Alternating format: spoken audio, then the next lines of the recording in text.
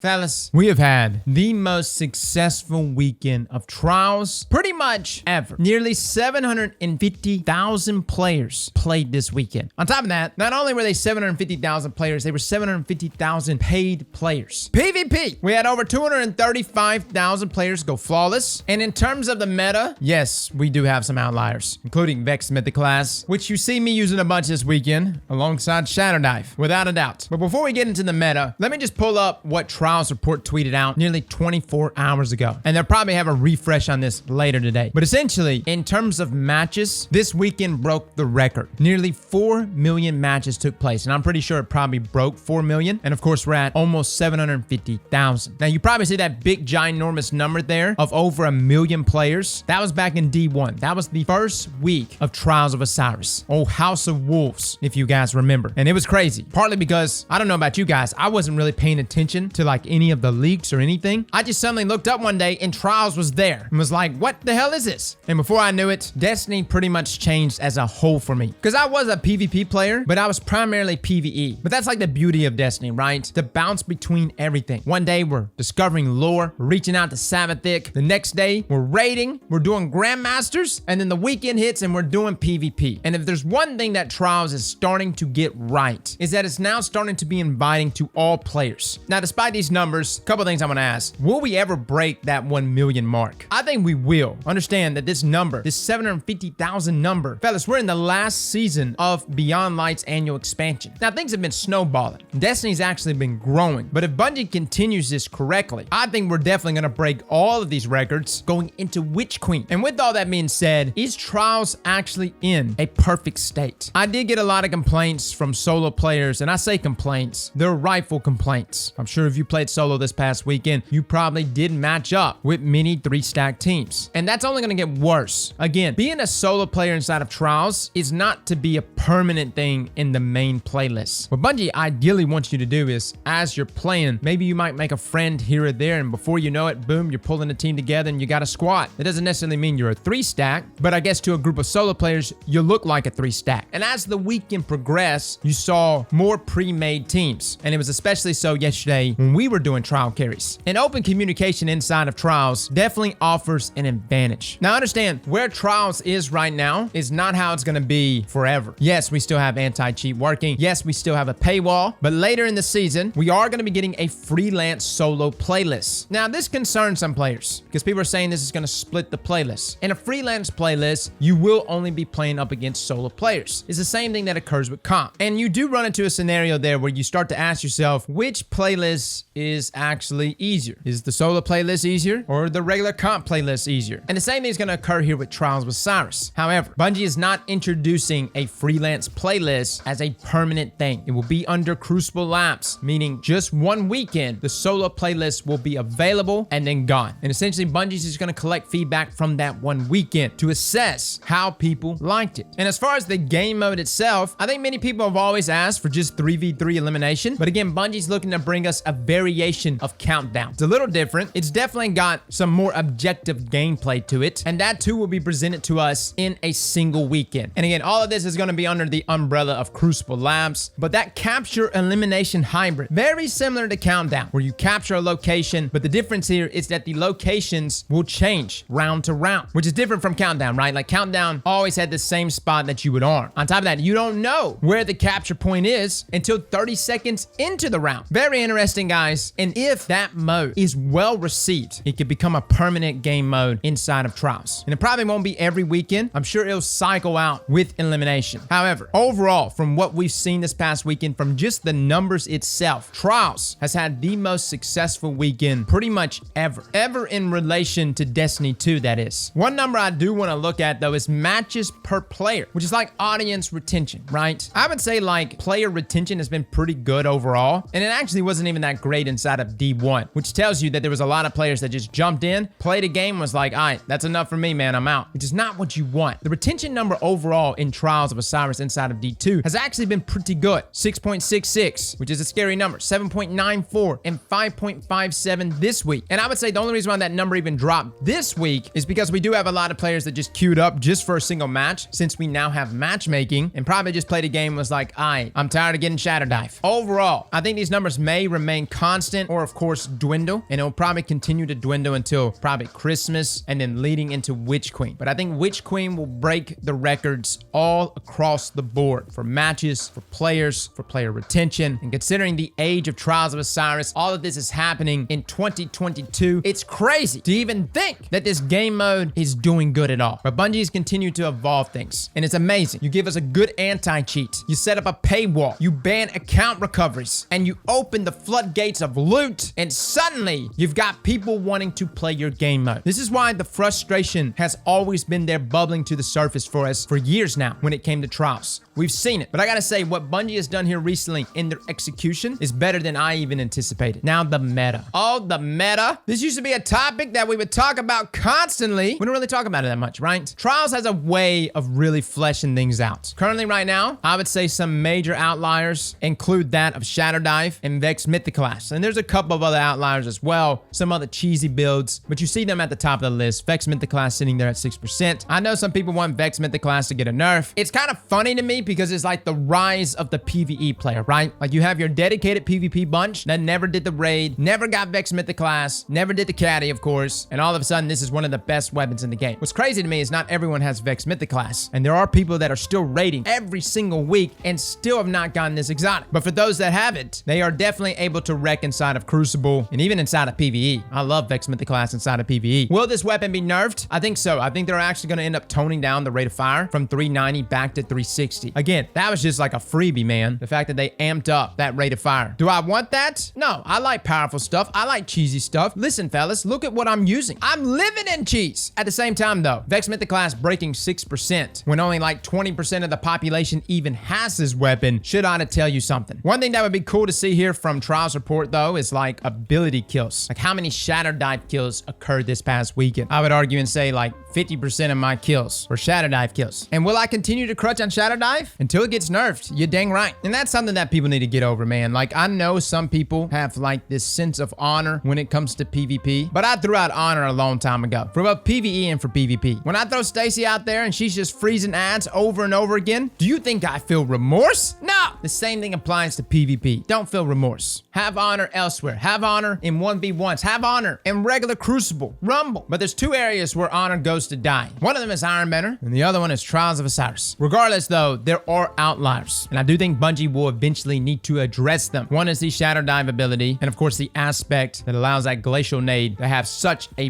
big AoE effect, and of course Vex Mythiclass. But like we said the other day, one of the main things that should be a complaint when it comes to Trials should be the meta, right? Like that should be the complaint. But for the longest time, that really hasn't been that big of a complaint. Trials in itself, fundamentally, at its core, with pretty much no anti-cheat, complete free-to-play access, and the most minimum amount of loot you could possibly get, those were the complaints with Trials. Now that that has been addressed, now we can turn our eyes to other, more pleasing things to complain about, the meta included. All in all, guys, this weekend was a win. And before I start jumping up and down about what Bungie should fix next, because it seems like we get into this cycle of like, fix this, and we can't even enjoy what the hell just got fixed. Right now, I'm just enjoying the fact that Trials in 2021 is breaking records, and I think it's gonna break them even more in Witch Queen. Fellas and ladies, thank you all for coming and watching, and as always, Slap that like button like your mama told you right.